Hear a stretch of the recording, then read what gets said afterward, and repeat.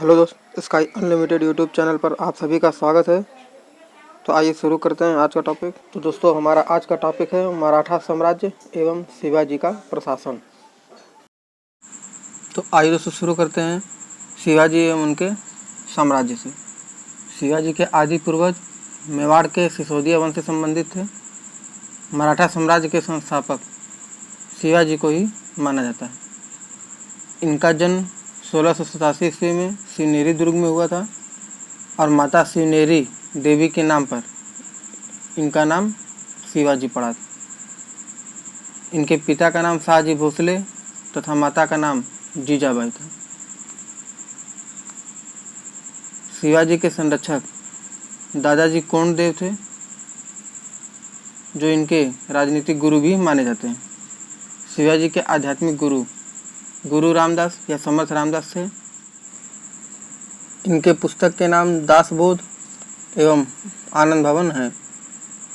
इनकी पत्नियों का नाम साईबाई निम्बालकर, सूर्याबाई या सुवेराबाई एवं पुतलीबाई है। शिवाजी की कुल 7 पत्नियां थीं। इनका प्रारंभिक सैन्य अभियान बीजापुर के आदिल शाह के खिलाफ हुआ था। 1643 ईस्वी में 16 वर्ष की अवस्था में इन्होंने सर्वप्रथम तोरण का किला जीता था। 1646 ईस्वी में इन्होंने पुरंदर का किला जीता। बीजापुर के अफजल खान से संघर्ष 1659 ईस्वी में हुआ, जिसमें इन्होंने अफजल खान की अपनी चतुरतापूर्वक हत्या कर दी थी। औरंगजेब के मामा शाइस्ता खां से इनका संघर्ष 1663 ईस्वी में हुआ था, जिसमें इन्होंने शाइस्ता खां को परास्त कर दिया था। शाइस्ता खां के इस पराजय से औरंगजेब ने शाइस्ता खां को वापस बंगाल भेज देता है। इसके बाद शिवाजी ने सूरत की प्रथम लूट 1664 ईस्वी में की, जो उस समय मुगलों के नियंत्रण में था। 22 जून 1965 को कछवाहा के राजा जयसिंह के साथ शिवाजी की पुरंदर की संधि हुई।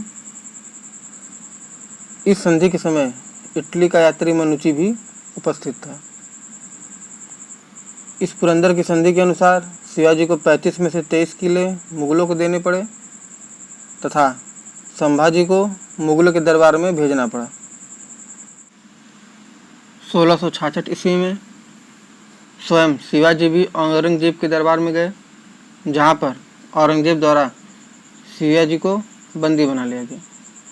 किंतु अगस्त 1666 में शिवाजी वहां से भागने में सफल हुए।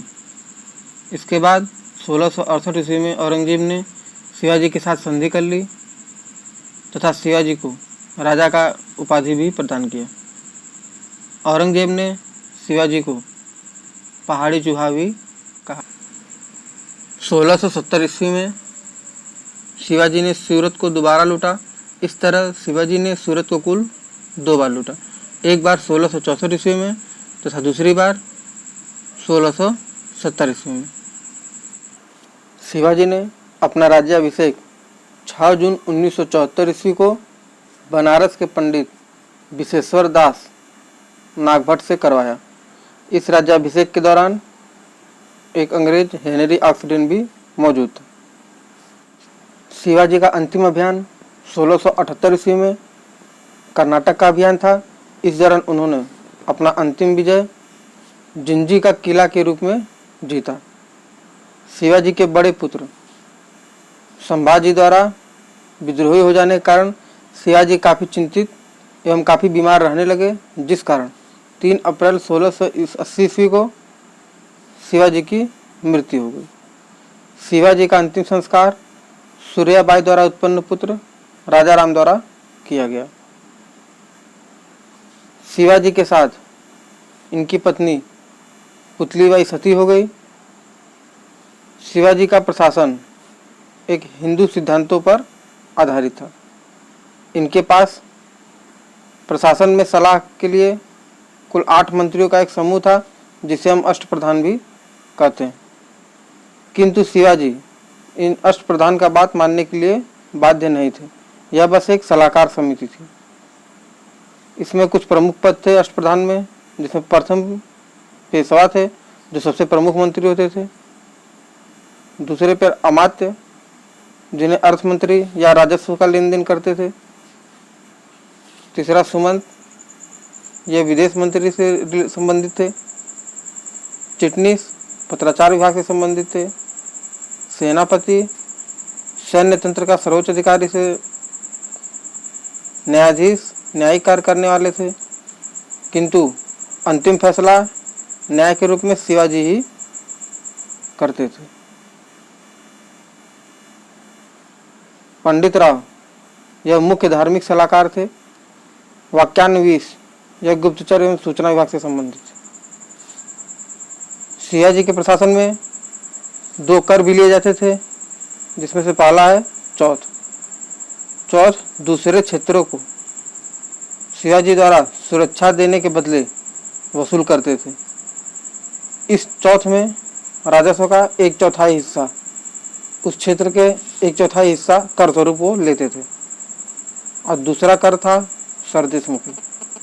शिवाजी द्वारा अपने राज्य से लिया गया यह कुल राजस्व का 1/10वां हिस्सा होता था, जिसे सरदेशमुखी कहते थे। शिवाजी द्वारा मुख्यतः अपनाई गई युद्ध नीति गुरिल्ला पद्धति पर आधारित थी। यह गुरिल्ला पद्धति मुख्यतः पहाड़ी क्षेत्रों में लड़ी जाती थी। अंग्रेज इतिहासकार स्मिथ द्वारा शिवाजी के राज्य प्रशासन को डाकू राज्य की संज्ञा दी गई थी। मराठा इतिहासकार विशेषज्ञ यदुनाथ सरकार द्वारा शिवाजी को हिंदू शासक व हिंदू राष्ट्र निर्माता की संज्ञा दी गई थी। दोस्तों, अगर आज का यह वीडियो आपको अच्छा लगा हो तो कृपया लाइक, शेयर एंड सब्सक्राइब जरूर करें। धन्यवाद।